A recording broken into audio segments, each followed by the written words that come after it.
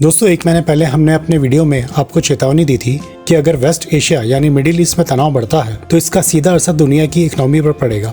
हमने कहा था कि क्रूड ऑयल महंगा होगा, महंगाई बढ़ेगी और भारत जैसे ऑयल इंपोर्टिंग देशों पर बड़ा दबाव आएगा। उस समय बहुत से लोगों को लगा था कि शायद हम बड़ा चढ़ाकर बातें कर रहे हैं, लेकिन आज वही बातें देश के प्रधानमंत्री नरेंद्र मोदी खुद कह रहे हैं। कल प्रधानमंत्री ने देशवासियों को सावधान रहने की सलाह देते हुए कहा कि वेस्ट एशिया में बढ़ते तनाव और क्रूड ऑयल प्राइसेस में तेजी भारत की इकोनॉमी को प्रभावित कर सकती है। उन्होंने लोगों से अपील की कि पेट्रोल, डीजल और गैस का इस्तेमाल सिर्फ जरूरत के हिसाब से करें। पब्लिक ट्रांसपोर्ट और ईवी अपनाने, गैर जरूरी फॉरेन ट्रेवल कम करने और इम्पोर्टेंट चीजों पर खर्च घटाने की अपील की। यानी जो वार्निंग हमने एक महीने पहले दी थी वही अब नेशनल डिस्कशन बन चुकी है। हमने आपको पहले ही बताया था कि स्ट्रेट ऑफ हॉर्मुज पर बढ़ता खतरा दुनिया के लिए बहुत बड़ा संकट बन सकता है, क्योंकि दुनिया की बड़ी ऑयल सप्लाई इसी रूट से गुजरती है और अब सरकार भी इसी खतरे को लेकर अलर्ट दिखाई दे रही है। भारत अपनी जरूरत का लगभग 85% क्रूड ऑयल इंपोर्ट करता है। ऐसे में अगर ऑयल प्राइसेस बढ़ते हैं तो असर सिर्फ पेट्रोल डीजल तक सीमित नहीं रहता है। ट्रांसपोर्ट महंगा होता है, खाने पीने की चीजें महंगी होती है, कंपनीज की कॉस्ट बढ़ती है, रुपये पर प्रेशर बढ़ता है और धीरे धीरे पूरी इकोनॉमी प्रभावित होने लगती है। हालांकि सरकार ने साफ किया है कि अभी ऑयल क्राइसिस जैसी स्थिति नहीं बनी है, लेकिन